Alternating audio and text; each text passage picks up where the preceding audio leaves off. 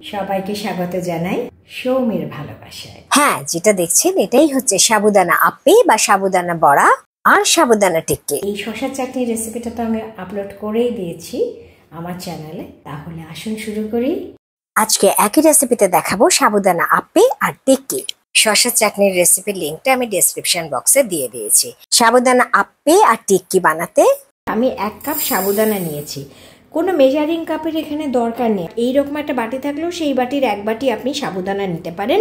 যতটা সাবুদানা নেবেন তার হাফ কাপ হচ্ছে আপনি দই নেবেন। আগে আমি সাবুটা একটু ধুয়ে নিই, সাবুটাকে 2-3 বার একটু ধুয়ে নিচ্ছি। দেখুন এখানে আমি এইরকম সাবু নিয়েছি, আপনারা ছোট দানাও নিতে পারেন।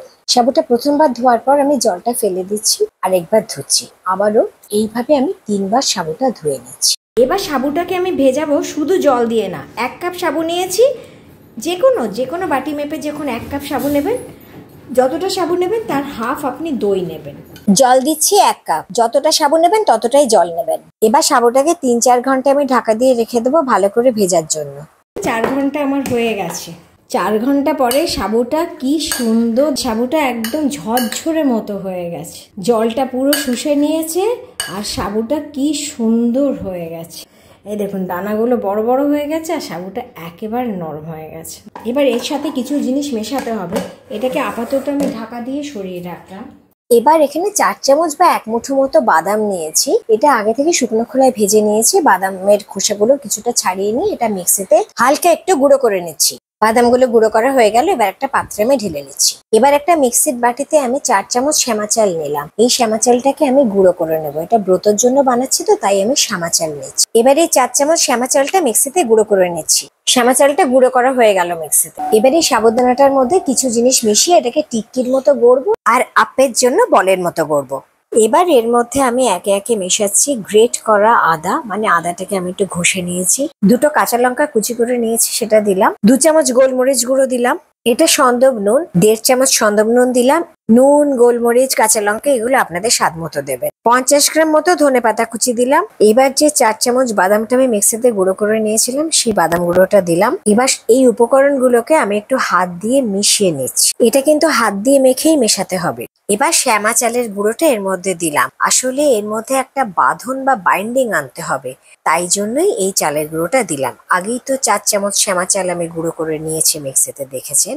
এবার এগুলোকে খুব ভালো করে মাখবো যতক্ষণ না এটা একটা বলের মতো আমি গোল করতে পারছি। এবার এটা থেকে আমি ছোট ছোট গোল গোল বলের মতো করে নিচ্ছি।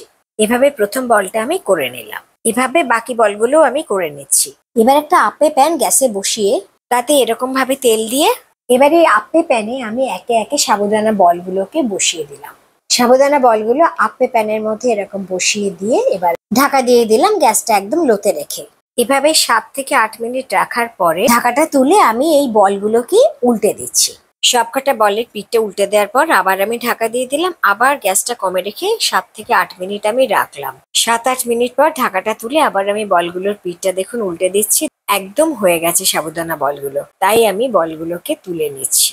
দেখুন এই আপ্পে বলগুলো কি সুন্দর হয়েছে। এগুলো সাবুদানা বড়াও বলা যায়। তবে যাদের কাছে এইরকম আপ্পে প্যান নেই তাদের জন্য আমাদের ঘরে যে ফ্রাইং প্যান থাকে তাতেই আমি দেখিয়ে দিচ্ছি। এই ফ্রাইং প্যানে একটুখানি তেল নিলাম, ঠিক যেভাবে আমি গোল করেছিলাম এই গোলটা এখানে রাখলাম, রেখে হাত দিয়ে একটু এরকম চেপে দিলাম, ব্যাস। এবার ঢেকে দিলাম গ্যাসটা একদম কমে রেখে। 6-7 মিনিট পর ঢাকাটাকে তুলে সাবুদানার এই টিক্কিটাকে আমি উল্টে দিলাম। আবার ঢাকা দিয়ে দিলাম গ্যাসটা কমে রেখে। এটা 7-8 মিনিট হতে থাক। আবার 7-8 মিনিট পর ঢাকাটা তুলে এটাকে উল্টে দিলাম। আবার আমি ঢাকা দিয়ে দিলাম গ্যাসটা কমে রেখে। এবার আমি 3-4 মিনিট রাখবো। মিনিট 4 পরে আবার আমি উল্টে দিলাম। এবার আমার হয়ে গেল সাবুদানা টিক্কিটা। এক একটা পিঠ 2 বার করে ভাজলাম। প্রথম সাবুদানা টিক্কিটা হয়ে গেল, এটাকে তুলে রাখলাম। আবার আমি ফ্রাইং প্যানে তেল দিলাম। এটা অবশ্যই সাদা তেল, যেটাতে আমরা লুচি ভাজি সেই তেল। এবার আগের টিক্কিটার মতোই একটা গোল বল নিয়ে সেটাকে হাত দিয়ে এরকম চেপে দিলাম। তারপর আগের মতোই ঢাকা দিয়ে দিলাম আর একইভাবে ভেজে নিলাম বাকি সাবুদানা টিক্কিগুলো। বাকি টিক্কিগুলো ভাজা হয়ে যাওয়ার পর তুলে নিলাম আলাদা প্লেটে।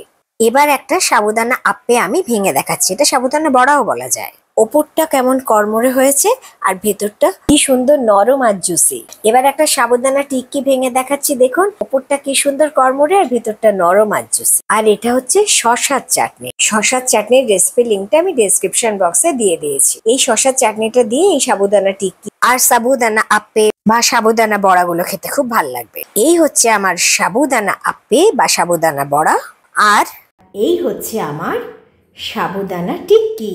কালকে আমি এইটা দেখিয়ে দিয়েছি যে এই শসার চাটনি, এই শসার চাটনিটা ফ্রিজেও রেখে দেওয়া যাবে বেশ কদিন।